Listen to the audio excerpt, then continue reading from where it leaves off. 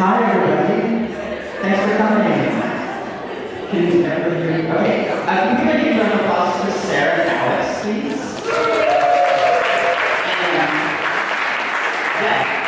I also have praise for Sarah. Sarah, when I moved to Maine, Sarah took me under her wing and really helped me with the business of performance. So I really appreciate her. And I actually met Alex for the first time in one of Sarah's classes at Gates.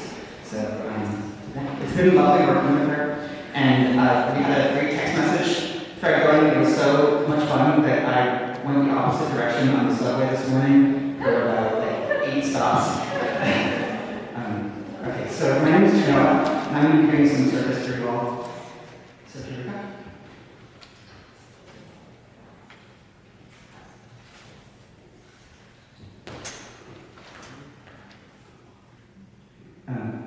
Sometimes people encourage me.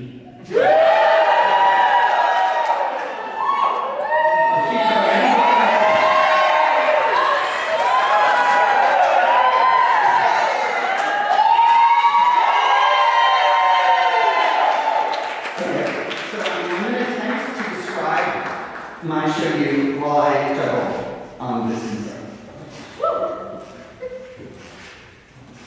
Yeah! So my show is called Messes Solo circuS. So let's break that down a little bit. Messes Solo circuS. So the circuS part is pretty obvious. I'm a juggler and a unicyclist. Okay, it's 2025. You can kind of do anything you want to, right? Yeah. So there's some dance in there. There's storytelling, obviously. And then at the very end of the show, whether there's puppetry, the suspenders that I'm wearing have a number all to themselves. And at the very end of the show, there's some performance art. I made a cup of tea while I'm on this giant unicycle. This is called a Janoah The Jester, and I brew a cup of tea from way up here. Yeah, so that covers the first part, circuS. Now let's see, messes.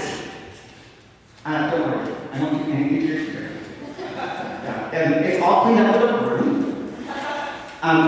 Most of the mess comes at the very end. And popcorn comes down from the ceiling. I have a little tiny popcorn maker that gets rigged from high up in the air. And then the popcorn brings down from the ceiling, and I try to catch it all in my mouth. It's super fun. I'm not going to do it here for you today, but you should check out one of my press kits, which are on the postcards that you all have. Okay, the last bit is the most important part. Solo.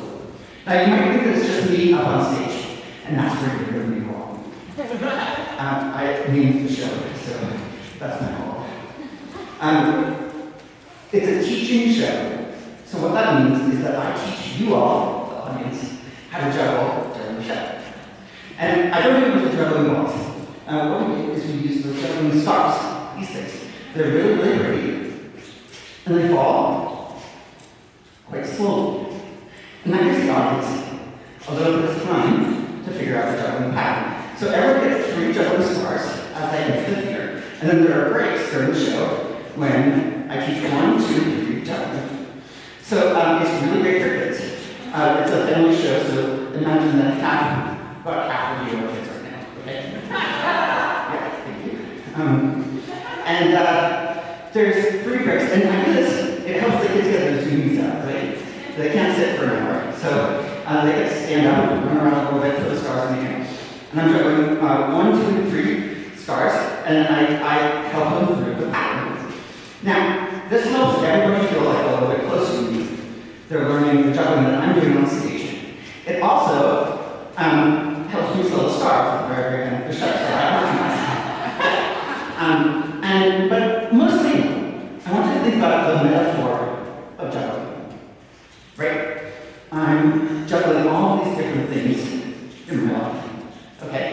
I'm juggling my career, I'm juggling a relationship, I'm juggling the housework, yeah? But I don't know if you've been watching me, I think you've been watching me. Yeah. I've done 1 throw this entire time. 1 throw. So juggling is a very organized thing. I can kind of mess it up a little bit. This is called 4-2-3. This is called 5-3-1. This is called nose miss.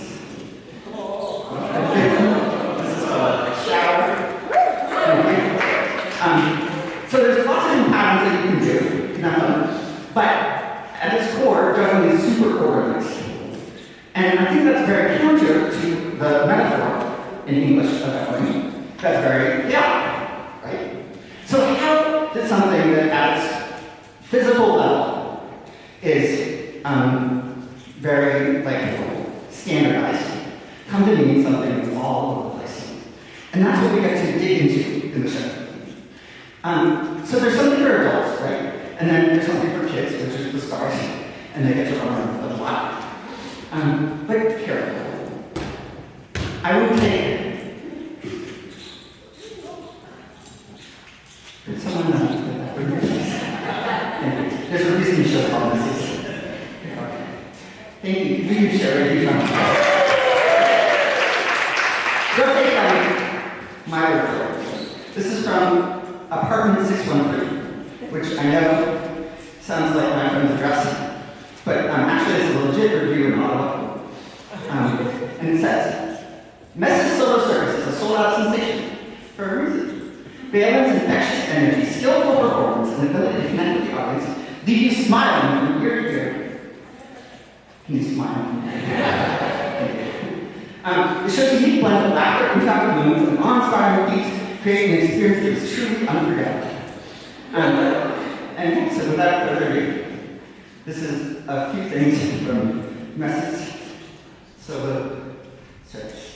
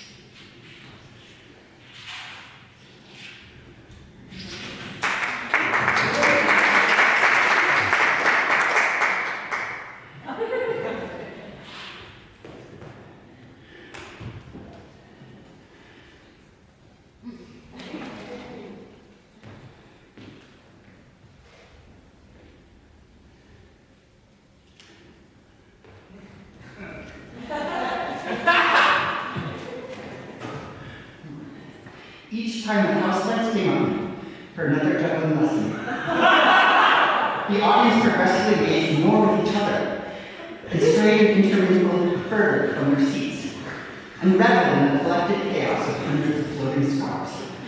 That's from Ian Gann at Maestri Garcia, which is a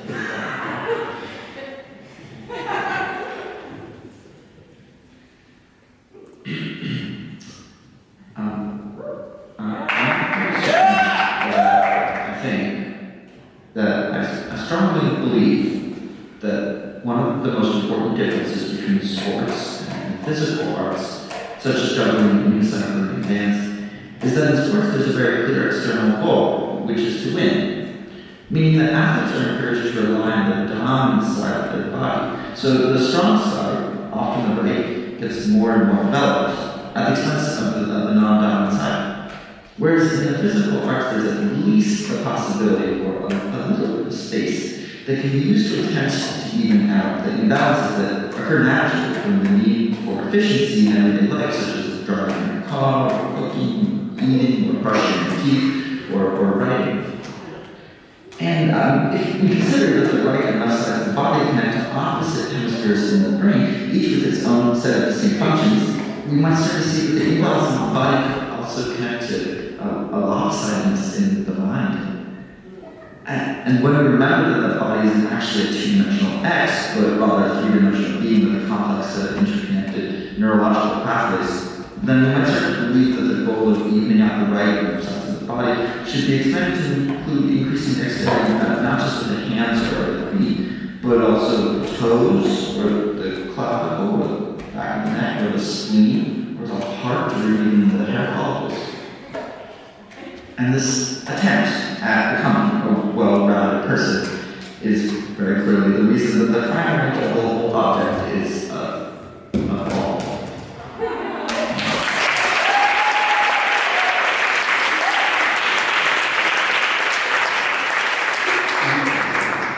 That's it. I'm done.